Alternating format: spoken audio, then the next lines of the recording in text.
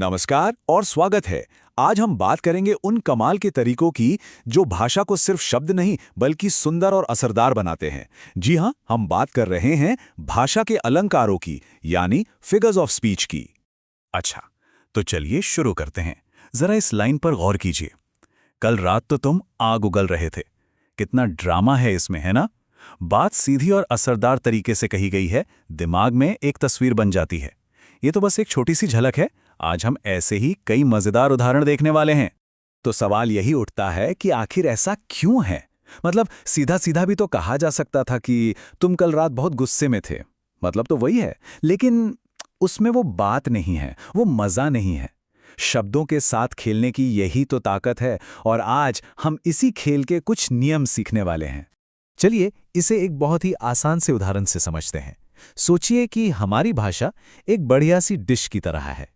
जैसे हम किसी अच्छी डिश को परोसने से पहले धनिया या सॉस से गार्निश करते हैं ताकि वो देखने में और अच्छी लगे, ठीक वैसे ही फिगर्स ऑफ स्पीच भाषा को सजाते हैं। ये एकदम सादे से वाक्यों में जान डाल देते हैं। जैसे रमेश तेज दौड़ता है, सुनने में कितना आम लगता है, लेकिन अगर हम कहें रमेश तो चीता है, तो बताइए क्या ये ज्यादा असरदार नहीं लगता? तो चलिए इन अलंकारों के पहले परिवार से मिलते हैं। ये है तुलना का परिवार। और जैसा कि नाम से ही जाहिर है, इसमें वो सब आते हैं जो एक चीज को दूसरी चीज से कंपेयर करते हैं। इस परिवार में सबसे पहले है सिमिली, यानी कि उपमा अलंकार। इसमें होता क्या है कि दो अलग अलग चीजों की तुलना की जाती है, और इसे पहचानने की सबसे आसान ट्रिक है जैसा या की तरह जैसे शब्दों को पकड़ना। मिसाल के तौर पर महेंद्र सिंह धोनी बर्फ की तरह ठंडे हैं। यहां धोनी और बर्फ दो बिल्कुल अलग चीजें हैं, लेकिन दोनों में कॉमन क्या है? शांत स्वभाव। अब मिलते हैं सिमिली के भाई से, मेटाफर यानी रूपक। ये तुलना को एक लेवल और ऊपर ले जाता है। ये नहीं कहता कि एक चीज दूसरी चीज जैसी है, ये तो सीधे सीधे कहता है कि वो चीज वही है। जैसे वो शेर है, यहां ये नहीं कहा जा रहा कि वो शेर जैसा बहादुर है, बल्कि सीधे सीधे उसे शेर ही बना दिया गया है। यहां पर दोनों के बीच का फर्क साफ देखा जा सकता है। एक तरफ है सिमिली जो कहता है शेरनी की तरह बहादुर, एक इनडायरेक्ट कंपैरिजन, और दूसरी तरफ है मेटाफर जो सीधे कहता है वो शेरनी है। महसूस कीजिए कि दूसरा वाक्य कितना ज्यादा पावरफुल है। सिर्फ जैसा या की तरह हटाने से ही कितना बड़ा फर्क आ जाता है ना? चलिए अब अगले परिवार की तरफ चलते हैं। कभी सोचा है कि कुछ लाइनें या कविताएं सुनने में इतनी म्यूजिकल क्यों लगती हैं? इसका राज छिपा है आवाज के रिपीट होने में। सबसे पहले है एलिट्रेशन या अनुप्रास अलंकार। ये बहुत आसान है। जब किसी लाइन में कॉन्सोनेंट साउंड्स यानी व्यंजन ध्वनियां बार बार रिपीट होती हैं तो एक रिदम बन जाती है। बचपन की ये लाइन तो सबको याद होगी। यहां च की ध्वनि का जो दोहराव है वही इसे इतना यादगार बनाता है। एलिटरेशन का ही एक भाई है एसोनेंस। इसमें व्यंजन की जगह वोवेल साउंड्स यानी स्वर ध्वनियां रिपीट होती हैं। जैसे कि देखो जीतो और जियो अपनी जिंदगी। यहां ई और ओ की ध्वनि के दोहराव से एक म्यूजिकल इफेक्ट पैदा हो रहा है। अब हम एक ऐसे ग्रुप की तरफ बढ़ रहे हैं जो थोड़ा सा दिमाग घुमा सकता है। इसे कहते हैं विरोधाभास का दल। ये ग्रुप ऐसे आइडियाज के साथ खेलता है जो पहली बार में तो गलत या उल्टे लगते हैं, पर उनमें एक गहरी बात छिपी होती है। पैराडॉक्स एक ऐसा पूरा का पूरा वाक्य या आइडिया है जो खुद को ही काटता हुआ लगता है। जैसे ये मशहूर फिल्मी डायलॉग, एक तरफ एहसान करने को कहा जा रहा है और दूसरी तरफ मना भी किया जा रहा है। सुनने में अजीब है, लेकिन इसका गहरा मतलब है मुझे किसी के एहसान के बोझ तले नहीं दबना है। पैराडॉक्स का ही एक छोटा कॉम्पैक्ट भाई है ऑक्सीमोरॉन। इसमें पूरे वाक्य की जगह सिर्फ दो उल्टे मतलब वाले शब्दों को एक साथ चिपका दिया जाता है।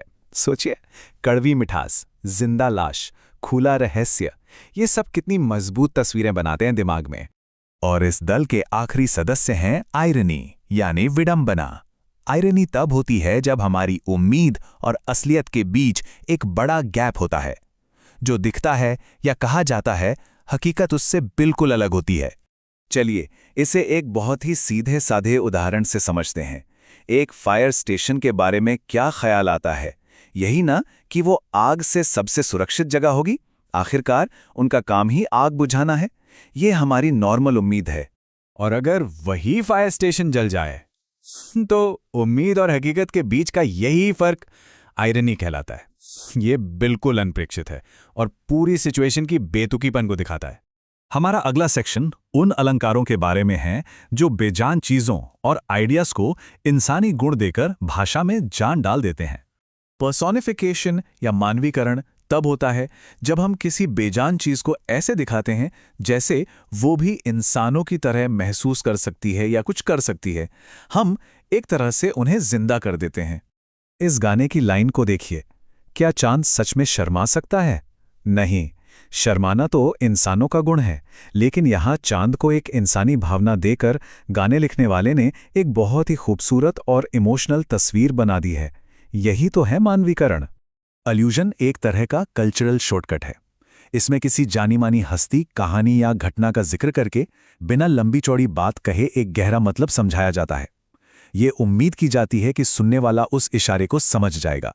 तो जब कोई कहता है मेरा भाई तो लक्ष्मण है, तो उसे ये बताने की जरूरत नहीं पड़ती कि उसका भाई वफादार है और हमेशा साथ देता है। लक्ष्मण नाम अपने आप में ही ये पूरी कहानी कह देता है। यही तो अल्यूजन की ताकत है, एक छोटा सा इशारा जो बहुत कुछ कह जाता है। तो आज हमने देखा कि ये अलंकार सिर्फ ग्रामर के नियम नहीं हैं। ये तो वो रंग हैं जिनसे लेखक और कवि अपनी भाषा की तस्वीर को और जिंदा दिल बनाते हैं।